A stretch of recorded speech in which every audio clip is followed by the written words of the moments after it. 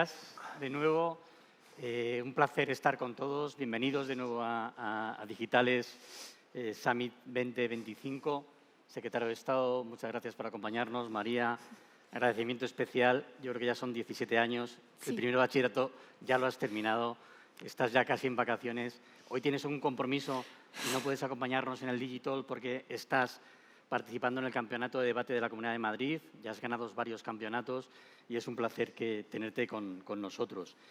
Esta mesa realmente es una reedición de la mesa del año pasado. Nuestro compromiso, comentábamos con el secretario de Estado, con el entorno digital seguro para los menores, es uno de los compromisos más importantes sociales del sector y, como no, queríamos ver en este año que hemos avanzado, si hemos avanzado como sociedad y como sector en esta protección de nuestros menores, ¿no? El año pasado ya avanzamos que firmamos el Pacto de Estado. Fuimos la única asociación tecnológica que ha firmado el Pacto de Estado. Estamos animando a las demás a que se incorporen a este Pacto de Estado porque creemos que es muy importante.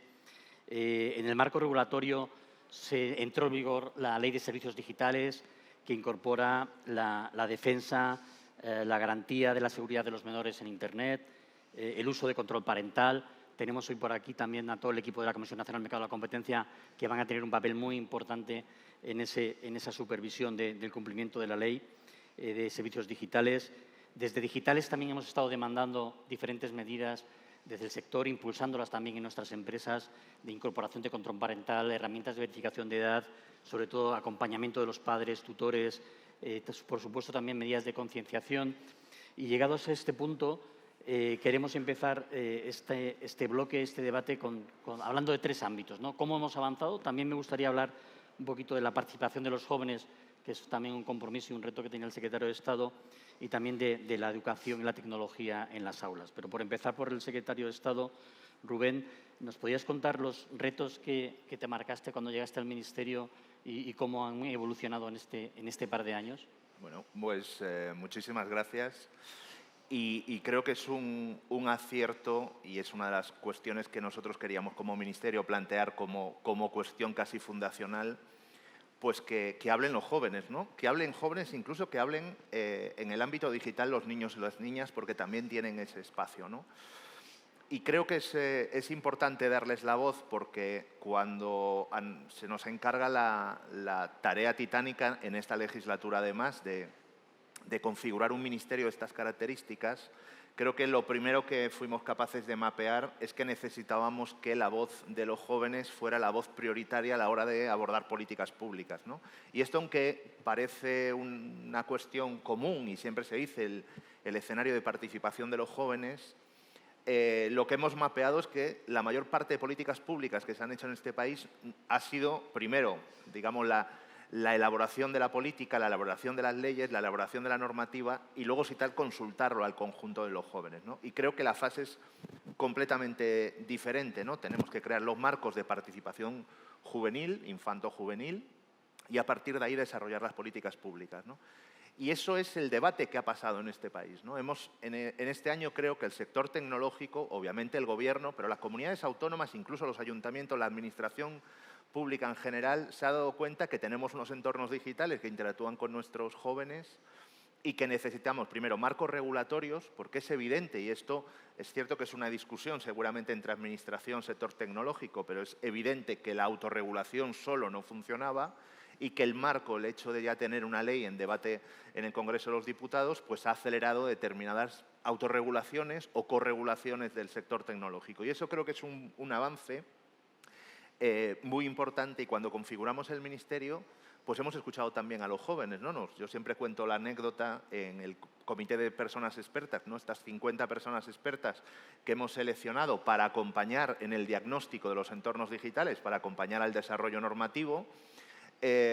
Una de las, para mí, de las mejores aportaciones, sin desmerecer obviamente grandes aportaciones de todos los ámbitos que hemos tenido en este informe, fue precisamente el Consejo Estatal de Participación de Infancia y Adolescencia, que es un consejo estatal configurado ya en la anterior legislatura, que mientras nosotros estábamos debatiendo, y ya concluyo para no extenderme, mientras estábamos debatiendo sobre la presencia de los móviles en las aulas, en los centros educativos, ellos nos decían, bueno, pero si estáis ya hablando de la presencia o no de los móviles centrado en que nosotros, los estudiantes, tengamos el móvil, yo quiero decir que los monitores de los comedores están con el móvil mientras nosotros estamos comiendo. Hay profesores que se sacan el móvil en el aula y esa es la demostración de que teníamos una visión adultocentrista en la elaboración de políticas públicas, porque es cierto, hablamos de comunidad escolar, no solo hablamos de jóvenes cuando hablamos de los entornos digitales y creo que eso también nos interpela a la hora de elaborar políticas públicas, de no tener una visión adultocentrista y tener elementos de participación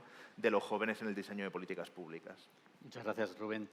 María, me gustaría también que nos contaras cuál ha sido tu crecimiento en ese entorno digital. Como nos contaba un poco nuestra presentadora, tienes 17 años, realmente has crecido seguramente con un móvil ya desde qué edad. Me gustaría también que nos comentaras y cuál ha sido tu experiencia en este entorno digital del que estamos hablando, que necesitamos proteger para los menores.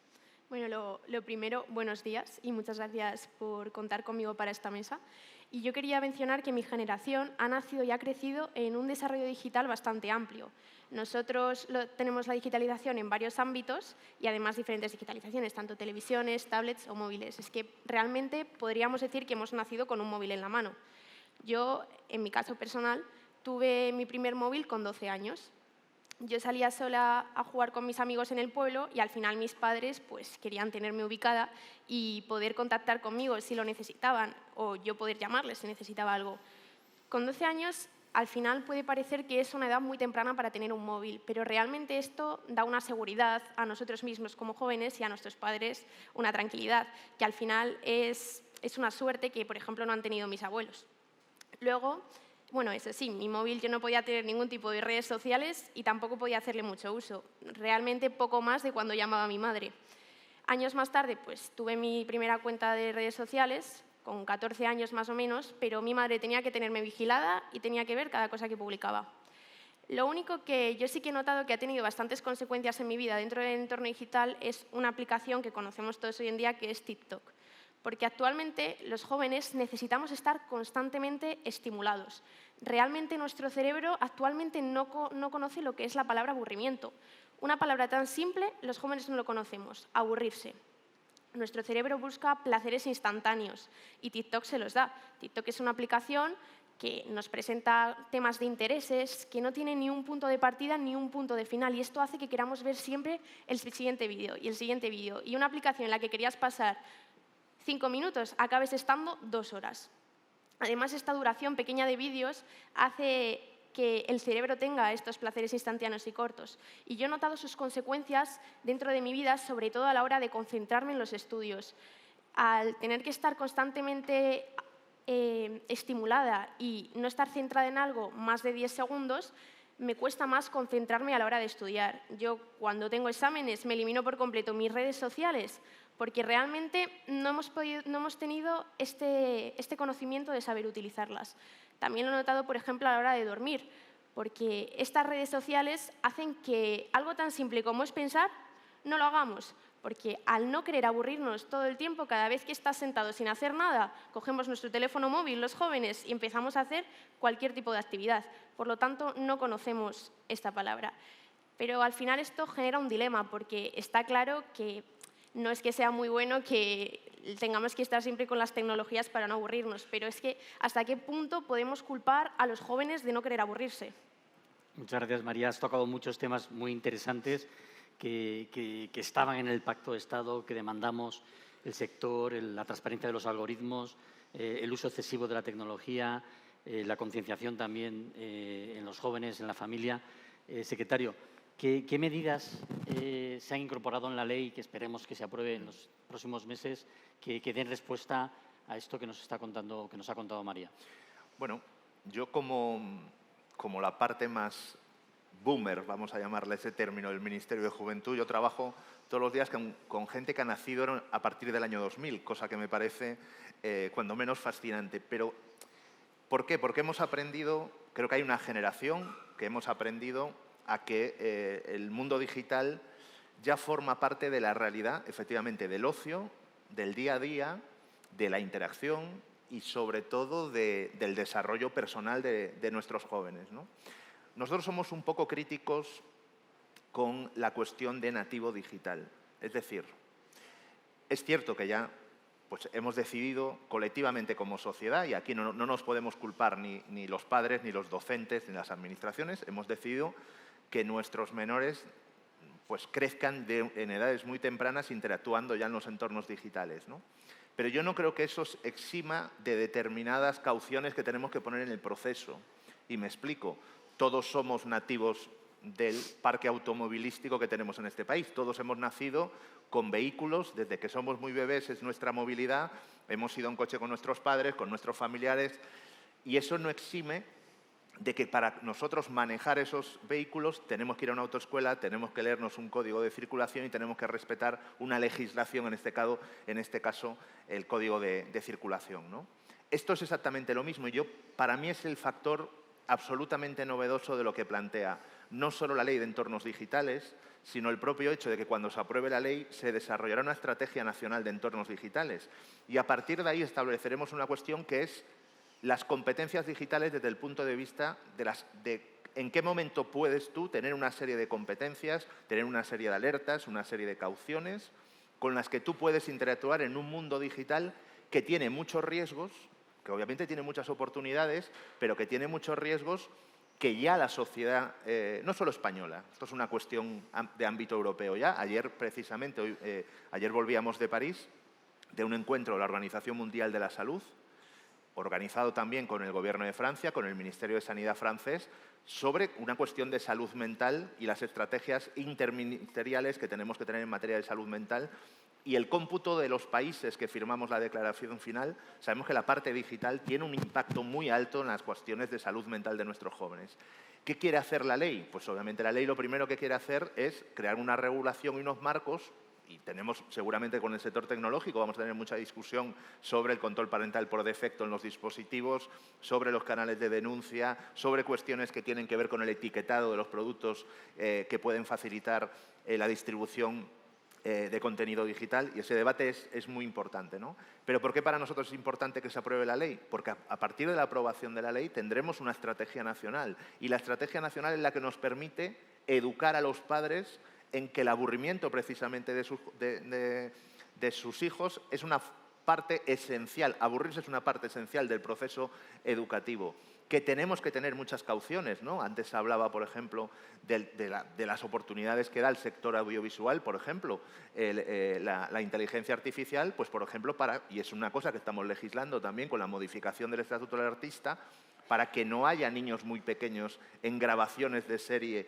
durante una temporada, que tenemos bebés incluso participando en grabaciones. Bueno, vamos a regularlo también. Entonces, vamos a hacer un catálogo, una estrategia nacional que va a poner la parte de educación y competencias, que va a informar de manera colectiva a padres de cómo interactúan sus hijos en los entornos digitales. Muchas veces los padres lo que pasa en las habitaciones de sus hijos cuando le entregan un dispositivo parece que desaparece, que hay una cuestión de privacidad y efectivamente antes de eso hay un acompañamiento y más allá de las herramientas tecnológicas que nos permiten saberlo.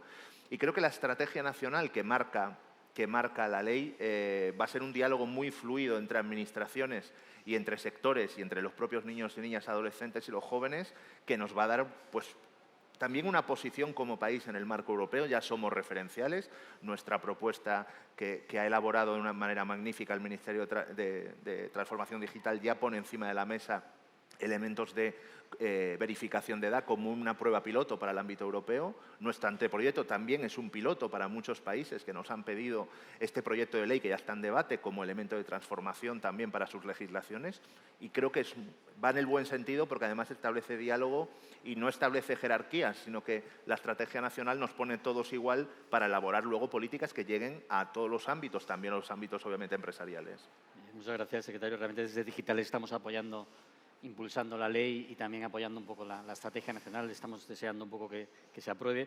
María, como nos queda muy poquito tiempo, siendo breves, me gustaría también que nos comentaras brevemente cuál ha sido tu experiencia del uso de la tecnología en el aula, ¿no? O cuál está siendo, ¿no? Has tenido mucha tecnología, poca tecnología. Recuerdo que vienes de Alcalá de Henares, de un instituto público, Antonio Machado. Saludamos a tus profesores y a tus compañeros, que seguro que nos verán en vídeo. ¿Cuál ha sido esa experiencia? Pues yo cuando entré al instituto fue en el año 2021. Contábamos con ordenadores básicamente en la asignatura de informática, pero es verdad que también contábamos con aulas virtuales. El año previo fue 2020, el año de la pandemia, en el que a causa de que los alumnos no podían asistir a clase, pues los profesores no tuvieron más remedio que aprender a utilizar las tecnologías y al final las aulas virtuales fueron un punto clave en este año para que los alumnos pudieran seguir aprendiendo. Entonces yo, al entrar un año después de la pandemia, las aulas virtuales pues seguían bastante constantes en el instituto porque además había clases presenciales, no presenciales. Por lo tanto, sí que teníamos bastante tecnología, pero sí que es verdad que hasta el año pasado, por ejemplo, no contábamos con pantallas digitales dentro de las aulas. El año pasado nos instalaron unas pantallas que ocupan en la mitad de espacio, tenemos tanto pizarra como proyección. Sí que es verdad que, por ejemplo, en mi instituto nosotros seguimos teniendo libros de papel, no contamos con tablets para estudiar, que la verdad que yo lo agradezco bastante para la vista. Pero sí que es verdad que dentro de la educación la tecnología es algo bastante eficaz y útil, pero, por ejemplo, hay ciertas familias que no se pueden llegar a permitir estas tecnologías y, por lo tanto, está bien implementar esta tecnología, pero también hacer que todo el mundo podamos acceder a ella. Muchas gracias, María. Secretario, dentro del comité de expertos que tuvisteis en el Ministerio para desarrollar la ley, una de las propuestas de este comité era precisamente desarrollar un libro blanco de cómo la inteligencia artificial se puede incorporar en la educación. ¿Tenéis algún avance, alguna valoración de la importancia de la tecnología? En la mesa anterior, y nuestro presidente al inicio, señalábamos la importancia de las vocaciones STEM, ¿no? Tenemos un reto muy importante de que sean incrementadas en España, y del sector también tenemos miedo un poco por esa penalización de la tecnología, cuando todavía tenemos muchos institutos, muchos colegios que no tenemos presente ni siquiera, digamos, esta tecnología, ¿no? Esa reflexión me gustaría un poco que nos hiciera. Y siendo muy sincero, uno de los retos que teníamos como ministerio era intentar evitar que se interpretara que cuando nosotros analizábamos y mapeábamos ciertos riesgos tecnológicos, tuviéramos un marchamo de ministerio tecnofóbico, ¿no? En ese sentido, porque es un debate social, ¿no? Yo he visto grupos de padres pidiendo, por ejemplo, que antes de los 18 años no haya ningún tipo de interacción, o antes de los 16, en el mejor de los casos, con los entornos digitales. Y María ha tocado una parte que es vital. Cuando hablamos de catálogos de derechos de los menores, y entre ellos los derechos a la protección, el derecho educativo, el derecho a la salud, el derecho a no sufrir violencia, los derechos digitales forman parte también de la infancia y de la adolescencia y de los jóvenes. Hay derechos digitales. Lo que tenemos es que adaptarlos pues, a artículos muy claros de la Constitución que hablan de la protección del menor y del interés superior del menor. Y el interés superior del menor, que es algo que nosotros, por ejemplo, establecemos como uno de los debates para cuando hablamos de infancia migrante no acompañada, cuando hablamos de menores en los sistemas de protección, el interés superior del menor también está en poder crecer en entornos digitales cuyos contenidos sean adaptados a sus rangos de edad, que esa es una de las partes importantes del debate, ¿no? ¿Esto qué nos obliga? Pues sobre todo a las administraciones a no funcionar a golpe de alarma, ¿no? Pasamos de infinito a cero o de cero a infinito en el ámbito educativo, por ejemplo, y yo he sido muy crítico, ¿no? No vale tener tu educación 100% digital y porque de repente haya una alerta que puede ser de padres, que puede ser de docentes, de repente pasemos a cero digital en las aulas y viceversa, ¿no? Países como Dinamarca, con los que hemos ya trabajado en el ámbito del Consejo Europeo, que sí que habían hecho su educación 100% digital, se han dado cuenta que tiene que tener una escala y que tiene que también haber lo analógico y que tiene que haber elementos que fomenten la lectura y otros criterios de desarrollo educativo que, por ejemplo, nos marca los criterios de PISA, ¿no? Entonces, ¿qué tenemos que hacer? Pues obviamente buscar esa escala y creo que, por ejemplo, yo vengo de Galicia, donde a los padres se nos dijo que iba a ser todo absolutamente digital, pues la Xunta de Galicia se ha dado cuenta que, bueno, vamos a ir escalando porque tenemos ya experiencia de otras comunidades y de otros países. Y ese es el equilibrio que tenemos que buscar. Y luego, no es lo mismo el acceso al mundo digital para un menor o para un joven aquí en Madrid que, por ejemplo, para uno en los... El Estado español tiene 60.000 núcleos de población, 30.000 están en Galicia. O sea, el 50% de los núcleos de población lo tenemos los gallegos. No es lo mismo un joven que está en un pueblo aislado donde no hay jóvenes de su edad o donde no hay recursos para la interacción, no hay centros jóvenes, no hay casas de juventud, o incluso no es lo mismo la interacción que puede apoyar un entorno digital para un joven que tiene una neurodivergencia, por ejemplo, un TEA, pues obviamente pues tiene unos mecanismos que le pueden ayudar, pero todos esos jóvenes también tienen unos riesgos, tanto, por ejemplo, en el caso de un menor con TEA, todo el bullying y todo el ciberacoso que se puede dar en el entorno digital. Ese es el equilibrio que tenemos que buscar y yo creo sinceramente que con debates como este y con trabajo como pueden ser las estrategias o como pueden ser las leyes, creo que vamos en el buen camino. Estamos completamente de acuerdo que hay que buscar ese equilibrio. Para terminar, y sobre todo a modo titular, tenemos también mucha prensa hoy con nosotros. Secretario, ¿qué consideras imprescindible para tener un entorno digital seguro? En primer lugar, saber, en el ámbito de la infancia y adolescencia, ¿no?, que los menores también son consumidores y usuarios dentro del entorno digital y, por lo tanto, tienen sus derechos. Y que, además, tienen derecho a ser protegidos y esto no puede ser una barra libre. Cuando nosotros queríamos legislar, alguna gente decía, no, es imposible, el entorno digital es un campo tan abierto que lo que es imposible que vosotros le pongáis, decían, puertas al campo.